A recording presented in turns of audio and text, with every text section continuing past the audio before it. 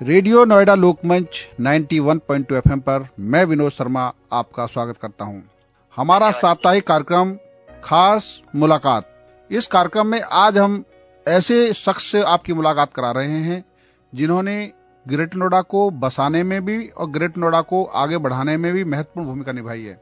वह चर्चित चेहरा है जिन्होंने अलग अलग तरह के सांस्कृतिक मंचों को सजाया है और इस शहर की गरिमा को बढ़ाया है। मैं अपने स्टूडियो में गजानन माली जी का स्वागत करता हूं। गजानन माली जी नमस्कार। नमस्कार विनोद शर्मा जी, बहुत बहुत नमस्कार और बहुत बहुत धन्यवाद मुझे आमंत्रित करने के लिए नोएडा लोकमंच के ये रेडियो चैनल में। धन्यवाद। मैं गजानन जी ये पूछना चाहता हूं कि आपकी यात्रा, जीवन यात्रा किस शहर से शुरू हुई और कैसे आप ग्रेटर नोएडा तक पहुंचे? जी देखिए, मेरी यात्रा महाराष्ट्र के कोल्हापुर जिले से शुरू हुई है और एक राज कपूर जी का एक फेमस गाना है ना, मेरा जूता है जापानी फिर भी दिल है हिंदुस्तानी। हाँ। उसमें एक लाइन है, ऊपर नीचे नीचे ऊपर लहर चले जीवन की। तो वैसे हमारी यात्रा रही है। हाँ। तो किस तरीके से आप महाराष्ट्र से और दिल्ली के पास बसे ग्रेटर नोएडा तक पहुंचे हैं, बताइए। देखिए, वो एक ऐसा होता है जब पढ़ाई पूरा होने के बाद जो है कि ऐसा लगा कि कुछ और अपॉर्चुनिटी दिल्ली में हमको मिल गई है ना, कमाई के लिए कुछ और अपॉर्चुनिटी मिली तो उसके चलते आए। तो यहाँ पे दिल्ली में आए तो जब एक 20 साल पहले जब ग्रेटर नोएडा यहाँ पर आए तो यहाँ पे एक ब्रजेश कुमार जी थे, यहाँ पे बहुत तेज तर्रार IAS ऑफिसर थे और वो ग्रेटर नोएडा के लिए इतना कुछ कर रहे थे। तो हमें भी लगा कि हम भी ग्रेटर नोएडा के लिए कुछ कर सकते हैं। तो उसी से ही ये परिचौक.com एक greater Noida information portal, news portal का कंसेप्ट हमारे दिमाग में आया। और आप जैसे जो मीडिया बंधु है, खास करके आपका विशेष धन्यवाद। जब आप नवभारत टाइम्स के ब्यूरो चीफ थे तो आपने भी बहुत सहयोग दिया, बहुत पब्लिसिटी दी परिचौक.com को, है ना। आज जितने भी मीडिया बंधु है उन्होंने हाईलाइट किया। तो उसी से ही ये परिचौक.com शुरू हो गया, फिर आटाचौक.com शुरू हो गया, फिर विजयचौक.com शुरू हो गया। तो आप जैसे लोगों का, मित्रों का, मीडिया का खास करके जो है कि लोगों तो ये इन्फॉर्मेशन, उस जमाने में गूगल बस आया ही था, जीमेल आई ही थी। उस जमाने में तो डायल अप से वो नेट चलता था, है ना। तो उस जमाने में हमने ये कंसेप्ट ब्रजेश कुमार सर से प्रेरणा लेते हुए हमने इसको जो है कि वो शुरू किया था। और उसी के माध्यम से लोगों को कुछ अच्छी जानकारी, जो हेल्पफुल जानकारी देने के लिए, और साथ साथ की कुछ वोटर कार्ड के लिए कुछ कैंप कराए, कुछ सामाजिक प्रोग्राम जैसे हेल्थ मेला वगैरह कराए, ब्लड डोनेशन कैंप कराए। और जैसा आपने सही कहा कि कुछ कल्चरल प्रोग्राम भी जो है कि हमने, है ना, कि क्योंकि हमारे यहाँ से अच्छे टैलेंट गायक बच्चे निकल आ जाए, अच्छे डांसर्स निकल आ जाए, है ना। तो कलाकारों का जो प्रमोट करने के लिए भी हमने काफी सारे प्लेटफॉर्म फिजिकली और लाइव में हमने प्रदान किए हैं। जी गजानन जी ये बताइए कि महाराष्ट्र से दिल्ली तक का सफर आपने बड़ा संक्षिप्त में बताया।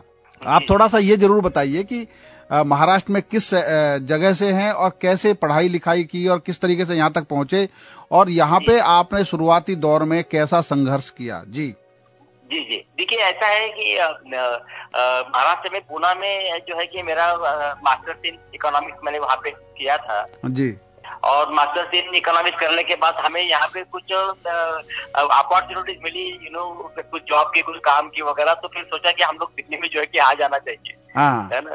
तो इसलिए जो है कि दिल्ली पहुंचे। फिर वहां से जो है कि ऐसा लगा कि भाई कुछ अपना घर परिवार जो है कि अच्छी जगह पे बसाना चाहिए। तो हमने जब ढूंढा तो लगा कि ग्रेटर नोएडा अच्छी जगह है और वहाँ पे सबसे प्लॉट वगैरह मिल रहे थे। तो इसलिए हम लोग इधर ग्रेटर नोएडा पहुंच गए।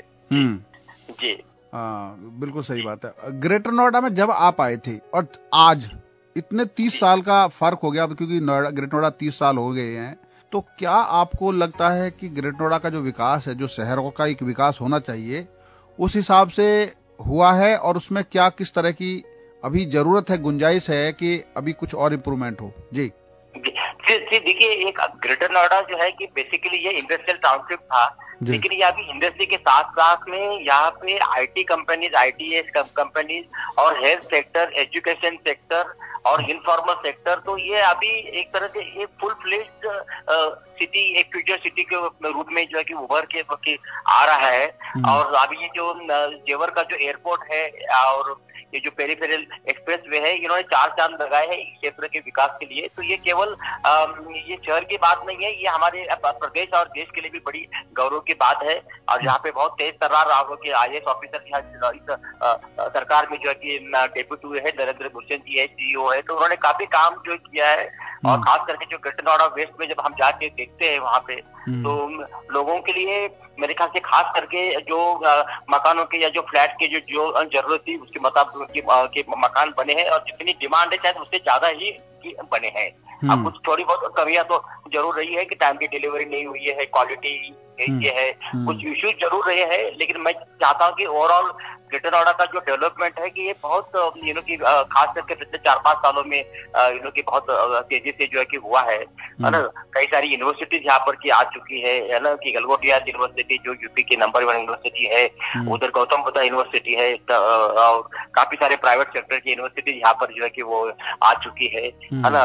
और शारदा यूनिवर्सिटी है, बिमटेक जैसा जो IIM लेवल का जो है कि कॉलेज यहाँ पर है, बड़े बड़े ब्रांडेड स्कूल यहाँ पर है। तो अभी ये खाली इंडस्ट्रियल टाउनशिप नहीं रहा है, लेकिन मैं कहता हूँ कि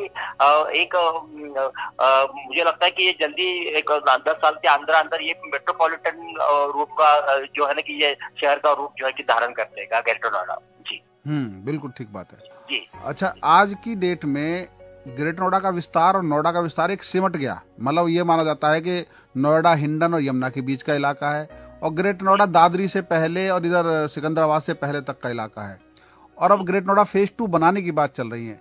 तो ग्रेटर नोएडा आज भी बहुत सारी चीजों में, जैसे हरियाली में वो बिल्कुल यूनिक शहर है, यहाँ की सड़कों का बिल्कुल अलग तरह का अंदाज है। ऐसा शहर आपने देश के दूसरे राज्यों में, दूसरे शहर देखा है जिस तरह का कंसेप्ट यहाँ पे है? जी बिल्कुल विनोद शर्मा साहब, देखिए ये जो चंडीगढ़ है, चंडीगढ़ का नाम जो है इंटरनेशनल प्लान सिटी में इंडिया में पूरे नंबर 1 पे आता है। लेकिन क्योंकि ये ग्रेटर नोएडा ये दिल्ली से लगा हुआ है, तो इसकी एक अलग ही इम्पोर्टेंस है। और यहाँ पे इतने बड़े बड़े जैसे LG है या और भी जैसे बड़े बड़े जो जो कंपनी है, उन्होंने यहाँ पे अभी यहाँ पे अपने इंडस्ट्रीज सेटअप किया है, जिसमें लाखों लोगों को यहाँ पे रोजगार मिलता है। और जो गांव के लोग हैं उनको भी कुछ ना कुछ बिजनेस करने की जो है अपॉर्चुनिटीज यहाँ पे इनको मिलती है। तो मुझे लगता है कि बस ये चंडीगढ़ के बाद हमारा अब ग्रेटर नोएडा का नंबर आता है, जिसको हम लोग इंटरनेशनली प्लान सिटी जो है कहते हैं। बिल्कुल सही बात है। अच्छा, इतने दिन आपको रहते हुए होगे, कोई ऐसा रोचक किस्सा बताओ जो आपके साथ आज तक आप भूले नहीं है ग्रेटर नोएडा में आने के बाद। जी देखिए, अभी हम लोग किससे तो ब्रिजेश कुमार जी के ही हम लोग सुनते थे। जब रोड बनती थी तो मालूम पड़ता था कि वो खुद जाके जो है कि वो चेक जो है कि वो करते थे, और वो खुद वो लोग उनको मिलने नहीं जाते थे, वो लोगों को खुद मिलने के लिए आते थे। तो वो बड़ा मेरे ख्याल से एक आदर्श जो है कि एक ऑफिसर की तरह जो वो कार्य जो है कि वो करते थे। तो ये बड़ा उसी से ही हमें प्रेरणा लेते हुए ये परिजो.com और इस कंसेप्ट को जो है कि आइडिया कि हमने आगे बढ़ाया। तो ये मेरा बड़ा कि मैं उनको याद करता हूँ कि किस तरह से उन्होंने ग्रेटर नोएडा को सजाया, संवारा, और एक ऐतिहासिक पुरुष ग्रेटर नोएडा के विकास पुरुष के नाम से उन्होंने जाना जाता है। उसके बाद जो भी अधिकारी आए, रमारमन जी आए, दीपक अग्रवाल जी आए, है ना, तो हर अधिकारी ने आपने ये किया है। और अभी खास करके नरेंद्र भूषण जी के लिए मैं तो 10 आउट ऑफ 10 देना चाहता हूँ, जिन्होंने पूरे लगन और पूरे मेहनत से जो है कि इस शहर को नई ऊंचाई में ऑलराउंड डेवलपमेंट कराने में, लोगों से कनेक्ट होने में जो है कि वो करी है। बस हम चाहते हैं कि बस ऐसे अधिकारी यहाँ पर अगर आते रहेंगे तो मेरे ख्याल से ग्रेटर नोएडा निश्चित ही और एक 10 साल के अंदर ये मेट्रोपॉलिटन सिटी के रूप में उभर के आ जाएगा। अच्छा, इंफ्रास्ट्रक्चर के मामले में अभी भी हम लोग ये देखते हैं कि भाई ग्रेटर नोएडा में जो मेट्रो आई है उसको पूरा रिंग मेट्रो बनना चाहिए, जो वाया बोडा की होते हुए और ग्रेटर नोएडा वेस्ट से होते हुए नोएडा में मिले। तो इस बारे में पहले भी कई बार चर्चा हुई, तो आप लोगों का कभी डिस्कशन होता है अधिकारियों के साथ? जी देखिए विनोद शर्मा साहब, आपने बहुत अहम मुद्दे को अपने अभी टच किया है। एक्चुअली दिल्ली को डायरेक्ट कनेक्टिविटी होना बहुत जरूरी है। अभी आपको देखो ग्रेटर नोएडा से पहले आदमी 51 पे आएगा, फिर वो दूसरी मेट्रो पकड़ेगा, दिल्ली में जाएगा। तो एक्चुअली में क्या है कि मेट्रो के लाइन सीधा एक्सप्रेस वे से करके सरायकाले तक अगर ये ले जाते है ना, तो लोगों से कंसल्टेशन भी मेरे ख्याल से जब मेट्रो का ये प्लान बना तो एक वाइडर कंसल्टेशन होना चाहिए था। गिने चुने लोगों को नहीं है, पब्लिक में जा करके, वो मेरे ख्याल से नहीं हुआ है। और वो दिल्ली ग्रेटर नोएडा को सीधा डायरेक्ट सरायकालिका से, जैसे अभी अपने एक्सप्रेस वे को जैसे अपने जुड़ा है, अगर परेश चौक से सरायकालिका जाने में ज्यादा से ज्यादा एग्जैक्टली नॉर्मल टाइम में 35 या 40 मिनट लगते हैं। तो वो मेरे ख्याल से नहीं किया है। अब आप ये देखिए कि ये मेट्रो को बहुत ही ज्यादा घुमा करके जो है कि वो लेकर के गए हैं। और ये ग्रेटर नोएडा से नोएडा या नोएडा ग्रेटर नोएडा के लोगों के जाने के लिए ठीक है, लेकिन दिल्ली जाने के लिए तो लोग उसको ज्यादा इस्तेमाल नहीं करते हैं। बिल्कुल बिल्कुल। तो ये अभी जो अधिकारी है या जो सरकार है, उनको मेरे ख्याल से ध्यान देने का एक ग्रेटर नोएडा के निवासी के नाते मैं उनसे अनुरोध करना चाहूंगा, उनको निवेदन करना चाहूंगा कि आप इस तरह की कुछ कनेक्टिविटी आप करिए कि ताकि जो है कि वो आई, तो इससे जो है कि वो हम लोग को ये कनेक्टिविटी बढ़िया जो है कि वो बनी रहे। बिल्कुल। एक और लास्ट सवाल है कि पब्लिक ट्रांसपोर्ट सिस्टम जिस तरह का एक ग्रेटर नोएडा शहर को चाहिए, जैसे लोगों की आबादी बढ़ रही है या जिस तरह इंडस्ट्रियल एरिया, आईटी का हब और एजुकेशन के इंस्टीट्यूट लगातार खुल रहे हैं, तो उस हिसाब से पब्लिक ट्रांसपोर्ट सिस्टम की तरफ भी शायद अभी कुछ दिन पहले ही कुछ संकेत मिले हैं। तो पब्लिक ट्रांसपोर्ट सिस्टम उस तरह का नहीं है अभी जिस तरह का होना चाहिए। जी बिल्कुल, आपने विनोद शर्मा साहब आपने बिल्कुल सही कहा कि एक इंट्रा सिटी एक बस सर्विस, चाहे एक बस हो, 2 सर्विस हो, जो राउंड लगा के रहे, जो आम आदमी है, जो लोग फैक्ट्री में काम करते हैं, जो गांव के लोग हैं। अब हर किसी के पास तो आप ये उम्मीद नहीं कर सकते कि आपके पास की कार है या स्कूटर है। तो वो मेरे ख्याल से इन्होंने 4-5 साल पहले चलाई भी थी, तो बाद में लोग नहीं आए तो फिर बंद कर दी। तो मेरे ख्याल से ये बिल्कुल सही है कि एक इंट्रा सिटी जो है कि with in the greater Noida एक सर्कुलर टाइप में जो भी है ना, कि दिन भर एक ही बस चाहे 2 बसेस घूमती रहे तो लोगों को बहुत सुविधा होगी उसमें। बिल्कुल सही है जी। अच्छा, अब आप कोई एक ऐसा सुझाव दीजिए जो आपके दिमाग में है और अभी ग्रेटर नोएडा में लागू होना है, ऐसा कोई भी सुझाव जो आपके दिमाग में आ रहा है बताइए, जिससे कि ग्रेटर नोएडा के अधिकारियों का उस पर ध्यान जाए। बिल्कुल बिल्कुल। देखिए अभी तो देखिए, अगर हमारा जान है तो जहां है, और जान के लिए सबसे जो खराब जो पोजीशन पूरे एनसीआर दिल्ली में है। लेकिन मेरे ख्याल से जब भी हम लोग उसकी बात करते हैं तो प्रदूषण की तो तरफ जो भी आपको जो है कि वार फुटिंग पे ध्यान देना जो है कि सबसे पहले मेरे ख्याल से जरूरत है।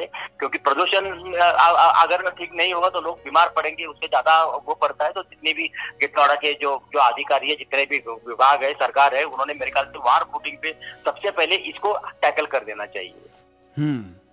बहुत अच्छी बात है।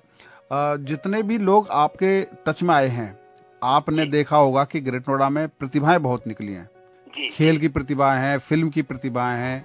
तो जो नई फिल्म सिटी आ रही है उसका क्या असर होगा यहाँ पे?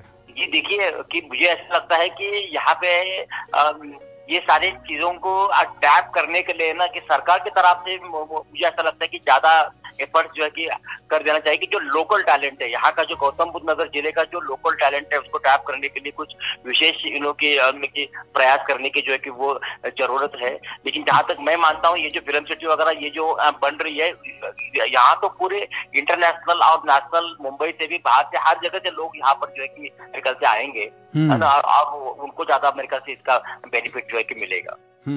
आपने रेडियो नोएडा लोकमंच 91.2 FM पर बड़ी दिलचस्प बातें की और बड़े अच्छे सुझाव दिए हैं। इसके लिए आपका बहुत बहुत धन्यवाद माली जी। जी विनोद शर्मा साहब, बहुत बहुत थैंक यू मुझे आपने आमंत्रित करने के लिए, और रेडियो लोकमंच के पूरे टीम को, महेश सक्सेना जी और जितने भी लोग इसको एक्टिवली जुड़े हैं, मैं सभी को बहुत बहुत धन्यवाद देता हूं मुझे आमंत्रित करने के लिए। और आगे भी हम आपके साथ जुड़े रहेंगे, और बहुत बहुत धन्यवाद। अभी आप सुन रहे थे गजानन माली जी को, जिन्होंने थोड़े ही समय में ग्रेटर नोएडा शहर में एक अलग पहचान बनाई। वह अलग शख्सियत हैं और यहाँ पर खेल, संस्कृति और अन्य विधाओं को बढ़ावा देने में उनकी बड़ी महत्वपूर्ण भूमिका है। आपने सुना उन्होंने किस तरीके से सुझाव दिए हैं ग्रेटर नोएडा की बेहतरी के लिए। आपको ऐसे लोगों के साथ मैं आगे भी इस कार्यक्रम में जोड़ता रहूंगा। आप सुनते रहिए रेडियो नोएडा लोकमंच 91.2 FM, आपकी अपनी आवाज। धन्यवाद।